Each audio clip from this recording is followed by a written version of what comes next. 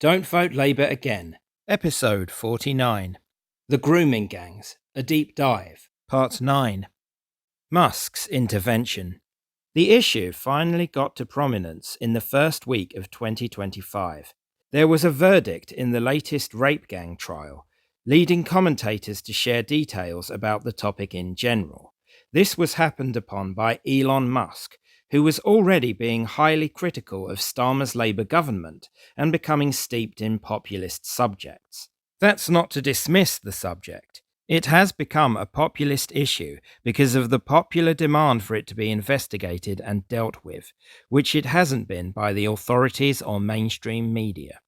Musk started posting about it on New Year's Day. The billionaire had also been consuming material from Tommy Robinson and had come out in support of him. Robinson, of course, came to prominence for opposing radical Islam in the UK, and the rape gangs issue has been a key part of this. With Musk's huge platform, vast levels of attention were suddenly drawn to the scandal. International audiences who may not have heard of the grooming gangs were shocked by it, and understandably so. Many of us had already experienced that shock 10 years ago, and it has now become a dull, recurring pain instead. Musk's posts on X were relentless. Between January the 1st and January the 8th, he wrote at least 117 posts about it, not including replies and reposts of others. At the moment he zeroed in on the subject, there was no going back. The establishment could no longer pass it off as some fringe concern or just a series of isolated mistakes that were made. People found courage to finally say what they thought about it, having held their tongues for years. The genie had come out of the bottle. Musk being Musk, he did go a bit far and continues to. He had fallen out with nationalists thanks to his support of a controversial US visa scheme which benefits his business operations. Discussing the rape gangs issue was a way to get back in their good books. That's assuming there is any method to Musk, of course. His autism showed in the obsessive manner in which he pursued the topic and the Labour Party figures he believed were to blame. Starmer and Jess Phillips, the ironically titled Minister for Safeguarding, received the most attention.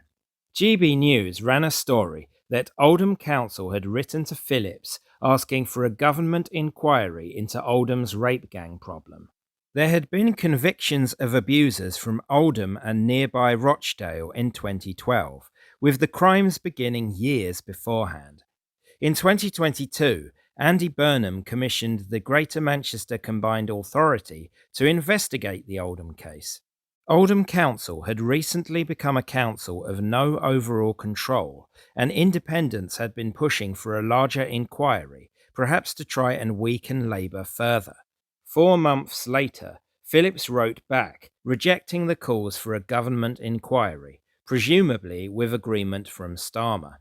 I believe it is for Oldham Council alone to decide to commission an inquiry into child sexual exploitation locally, rather than for the government to intervene. It should be said that the Tory government also did the same when they received a similar letter. On January the 6th, Number 10 backtracked to say there could be an inquiry if the victims wanted it. Andy Burnham and Sarah Champion later broke ranks to call for one, as did MPs Paul Waugh, Rochdale, and Dan Carden. There was also a rush to bring forward some child safeguarding legislation on January the 8th. This had barely any connection to the specific issue of grooming gangs, and was concerned with such aspects as children missing school and the regulation of homeschooling.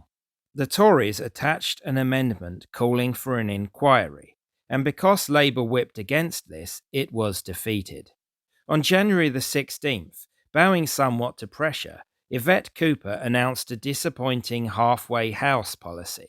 The government will now hold 5 local inquiries and do a review.